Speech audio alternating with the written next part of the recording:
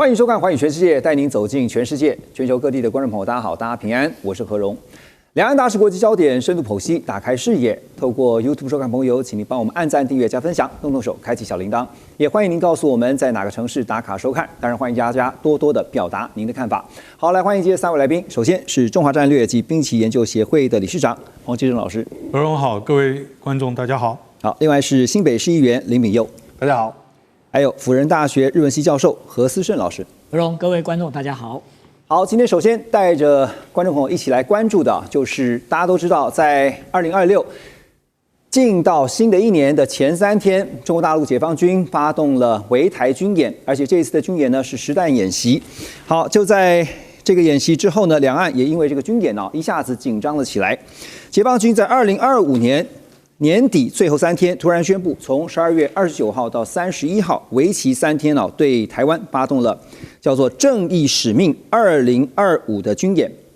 大家也在想说，新的一年才刚开始怎么就这么的不平静？但现在有一个最新的消息，在我们录影的当下，就是委内瑞拉现在也传出了首都传出了爆炸声响，而且呢是根据法新社还有 CNN 这些外媒的报道，这个首都卡拉卡斯呢传出巨大的爆炸声响，有飞机飞过的声音路上的行人是惊慌的逃窜。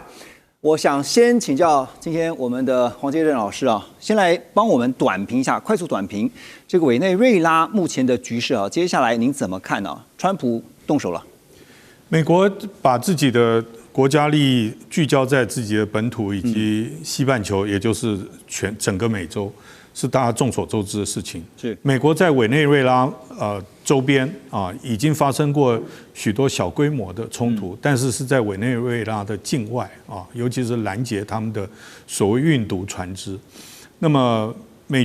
第三美军部署在委内瑞拉附近已经相当一段时间了，只是说会不会动武的问题。那在我们今天就是台北时间周6下午大概2点多的时候，我们得到了新闻进来。就是好像首都卡拉卡斯有爆炸的声音。那么美国会不会接续的动手？那么就是非常的关键。因为虽然川普并没有说美洲是美洲人的美洲，或者是说他就是门罗主义的第2版，对，但是美国坚持要完全排除其他境外势力，就是西半球以外势力染指美洲是非常明确的。所以美国会不会对邻邦直接动武？用什么借口？然后他会多久？那这些都是我们未来判断的标准。OK， 好，两位老师等一下也会针对这个委内瑞拉的局势提出自己的看法。不过真的可以说是2026才开年没几天，这个世界就非常的不平静。而在进到新年的前3天，刚刚特别提到了中国大陆的解放军举行了围台军演。在军演结束之后，也立刻看到了中国大陆的国家主席习近平，他在发表新年谈话当中特别强调统一大势是不可阻挡之后，也看到比较软的那一面就是中国大陆的国台办主任宋涛在新的一年2026 1月2号，他发表了一个名叫这个携手奋进共创福祉的新年内容全文总共是大概有2000多字。宋涛在这个文告当中呢，宣称围台军演是为了坚定捍卫国家主权和领土完整，愿在一个中国原则和9·2共识的基础上，与台湾各政党还有各界针对两岸关系还有国家统一展开对话协商。继续请教黄老师，怎么看这次的军演？这次的军演总的来讲最大的主旋律，我个人认为是传达政治讯号。第一个，这个演习的时间相对比较短虽然它有干扰到国际民用航空跟这个国际海运的航线，但时间非常短，所以应该是精准计算过的，就是也就是不招惹大规模的国际的反应的前提之下，精准的传达讯息，而这个讯息的主旋律就是拒绝外部干涉台海事务。对，那么除了这个以外，另外就是演示了一些它的新的武器装备，那么对台湾非常有针对性，比如说远火对于我们临海及毗邻区旁边的射击，那我觉得是针对所谓发展台湾之盾这些概念、防空概念是有影响。另外一个就是针对美国对台军售，因为美国新宣布的对台军售的品项，如果全部如期如职到台湾也训练好成军以后，对于现阶段中国大陆对台可以使用的武装的手段，对，很可能会有一些抵制的作用，或者是对抗的作用。那么，所以再加上这个高市早苗的这个台湾有事的言论，所以我觉得主旋律是那个。另外一方面，当然也传达讯息给台湾，也就是说，这个统跟独和跟战再一次的向台湾传达讯息。对，但是硬后变成软了啊。这个谈话，共产党基本上都是讲辩证统一的，所以我们过去听过打打谈谈，谈谈打打，我们也有听过说以我们的两手来应付敌人的两手，所以能软能硬哦。对中国大陆自己的本身共产党干部也是能上能下，所以他保持了自己的弹性，另外也辩证统一。我个人认为，现在大陆的趋势也许我们听众朋友，尤其是台湾的朋友，不愿意听。过去是两岸如何处理双边人民往来的关系，现在看起来就是我用以武逼谈来对付你的以武拒统是那么或者是以台制华，那么所以从这个角度来看的话，看起来就是不许独变成只能统。就是这次的这个军演我刚刚特别提到说是除了围台以外，你也可以发现它比上一次或是之前的又在收紧了。围台之外还是实弹的演习当然这个黄老师特别提到说，它其实在释放出了非常多的信号，而且不只是对台湾，也对日本，也对美国，甚至是不是有可能是一石多鸟之计包括了菲律宾，包括了像是 Quad， 也看到他们立刻的去做了一些对话，那来如何去因应。这次军演我们回顾一下解放军向台湾发射了27枚射程最远可以达到300公里的 PCH-191火箭这个落弹区呢散落在这个台湾24海里线的周边。另外这次也看到有11艘中国大陆的海军舰艇以及8艘海警船都进入到距离台湾海岸24海里的范围。纽约时报呢因此就提出他们的分析，他们表示呢，解放军设立了多个禁航区这个用意是在阻断日本自卫队或者是驻日美军向台湾推进，要传递的刚才黄老师提到的这个信号是什么呢？阻截外部力量的一个姿态简单来讲，白话文就是警告美日在台海有事的时候，你不要介入。好，所以怎么看这个刚刚延续黄老师提到的，对于多方所传递的信号，明佑？其实最主要这一次就是中国在做的这个解放军他们的演习里面几个项目，其实我觉得控制的很比较精准的点，就是说他把24海里线这个画得很清楚，包含他的基建，包含他的这个所谓的火箭弹都在这个范围内。其实他要表示说我能控制到这个程度，也就是我只要再多进一步的时候，你是不是能反应得过来？这个对我们来讲当然是一个很大的挑战，就是说这场演习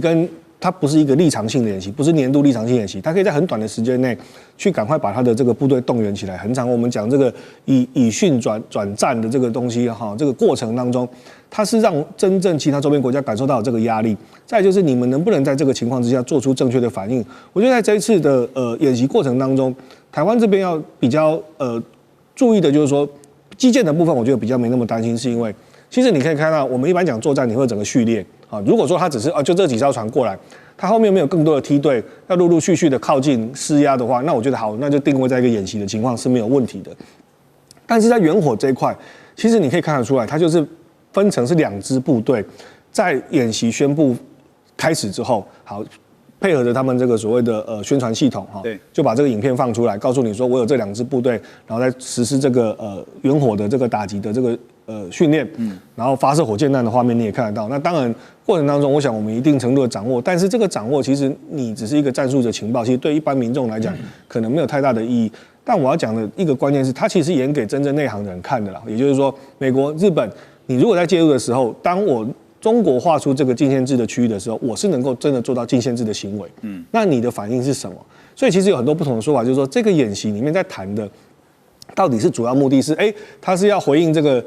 对台的军售，还是回应这个日本台湾有事日本有事的这个说法？我觉得众说纷纭，但是我比较倾向它就是一个综合性，就是好，我的这个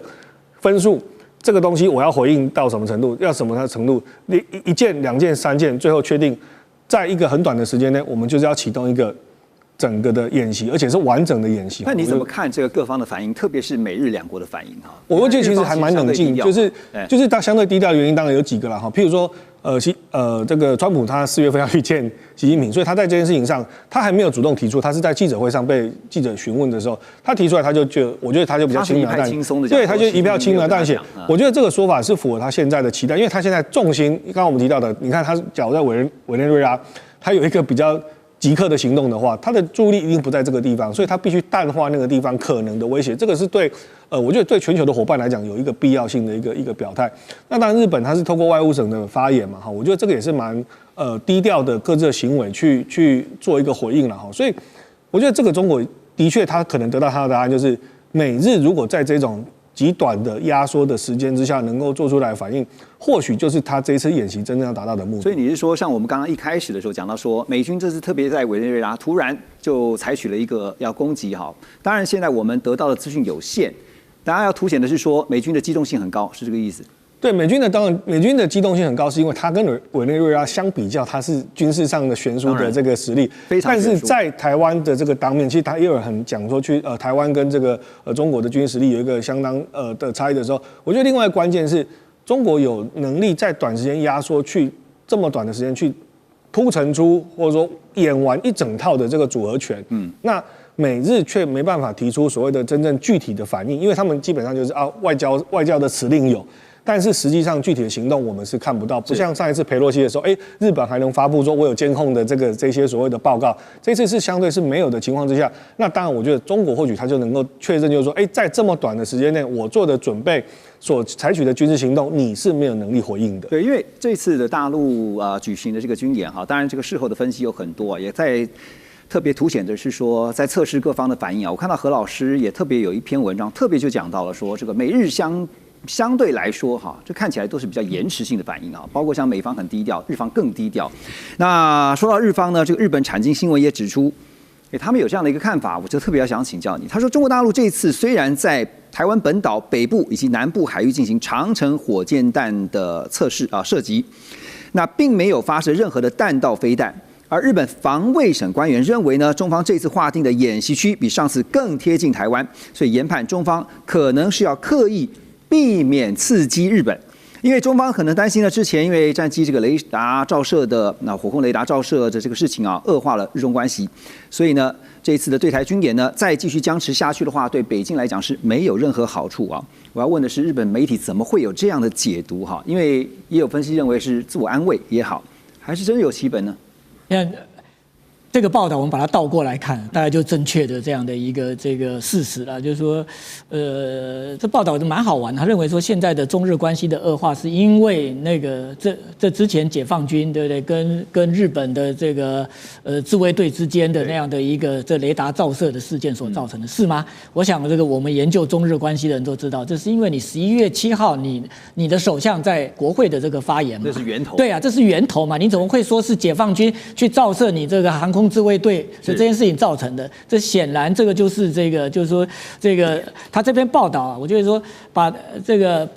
个中国大陆啊，这个在这次的一个围台军演哈，它事实上围台军演我们可以看到，除了第一次就是说这个当时佩洛西这个到台湾来之后，他第一次的围台军演，对不对？他有把这个台湾跟这个就日本最接近的那个叫 Sakishima Shodo， 叫仙岛群岛，就是我们国人很喜欢去的石垣岛那地方哈，那个把它列入那个演习区，然后有划定一条线，对不对？然后那个时候中国大陆有这个就是说试射的这个导弹落在日本所谓的 EEZ， 不过那个日本他当时讲的这个 EEZ， 这个是我们台湾跟日本的重叠水域啦。那个就是说那个地方基本上这个在我们中华民国来讲的话，那个是我们的专属经济区。那不过就是说在那一次之后，基本上这个几次的这个中国大陆的这样的一个围台军演哈，它都在这个台湾的东北角那个地方去开个缝。那就是说，让这样的一个围台军演，基本上这个并不去影响到这个日本哈。那当然，那个时候，这个我们也看到，就是说从这个中日关系来看，那时候是往好的这样的一个这方向在走了哈，跟现在的这个中日关系不一样哈。对。但是是不是意味就是说，这北京怕了哈？怕说这个中日关系如果再继续恶化，对他不好？我认为这个就是这个报道基本上就是讲反了哈，他是说反话。这个就是说，现在基本上就是说高市也比较希望能够这个跟北京来管控这样一个这个日中关系的一个恶化的一个趋势哈，而且希望能够这个重拾对话。他现在还拼命的跟北京喊话说，我们当时讲好的啊，我们在这个南韩的这个首脑会谈的时候，你还答应我，对不对？想办法要缓和局势。这个就是说，他还说习近平呢，这个我们当时讲好就是要去就是说继续推进这个战略的互惠关系，你怎么说话不算话哈？这蛮好玩的。但没有办法，因为中方现在就是一句话敷衍。对啊，你只要敷衍，那就是说不接受。高市早苗基本上他是希望就是说能够再让中日关系回到就是说从这个岸田文雄一直到这个石破所走的这样的一个就持续改善的这个方向上面来哈。那不过我们都知道问题的源头在高市自己的那个发言。所以老师觉得最后要解决这个问题的终极方案是什么？高市道歉还是这样？当然，这高市不会道歉哈。那这个，我认为在高市的这个任内哈，这个整个日中关系要回到就是说双方的这样的一个就是说这个首脑的一个对话，那个几率是极低啦。虽然高市到现在并不放弃，就是说今年的中日韩如果有中日韩峰会的话，日本是主场。不过这一场中日韩峰会啊，这个北京已经这个说李强不会去了，所以今年的中日韩峰会基本上是不会成型。不过你看啊，人家首尔很聪明哈，首尔讲说哈，那这个中日韩峰会没了哈，可是我跟你很好啊，对不对？李在明要去访问这个，先中后日嘛，对啊，就是李在明基本上蓝湖啦。对不对？他这个就说好吧，那我们不到日本见，那我去北京跟你见。是。那人家在北京说行啊，欢迎你来啊，对不对？所以这里面事实上我们真的就是嗅不到任何的一丝丝的一咪咪的这样的一个味道，就是像这个日本讲的说，这一次这个就是说是为了要考量中日关系不再恶化，反而我认为这一次中国大陆基本上就是说我把它这个就是海空域的这样的一个风控，对不对？然后我留一个缝，这里面告诉东京。你讲的台湾有事就是日本有事，并不是一个必然的这样的一个这个会发生的事情。就是如果真的就是说台湾有事的时候，我可以做到台湾有事，日本没事。当然这里面就看说，如果是这样的时候，那你日本要不要自己跳出来，对不对？没事找事。所以就看日方到时候怎么决定了。对啊，这就是一个动作，就是说这个我用这样子来告诉你，对不对？我到时候处理台湾问题的时候，这万不得已我要用武力的方式的时候，我是可以让你日本这个可以开出条缝，而且如果说你要撤侨，你也可以透过这个缝去撤啊。对啊，所以结论就是产经的解读或许过度的乐观了哈。那在开年才这么几天呢，你就发现还真不平静。等一下回到寰宇全世界，要带您看的另外一件事情，普丁的官邸被炸了，但现在被怀疑会不会是假旗行动？马上回来。2025全球局势必须关注，中美赛局牵动地缘风险，连带影响台海两岸未来。寰宇全世界，关心全世界，权威分析，专业观察，客观立场。每周6日，请您准时锁定，一同关心全球大事的瞬息万变。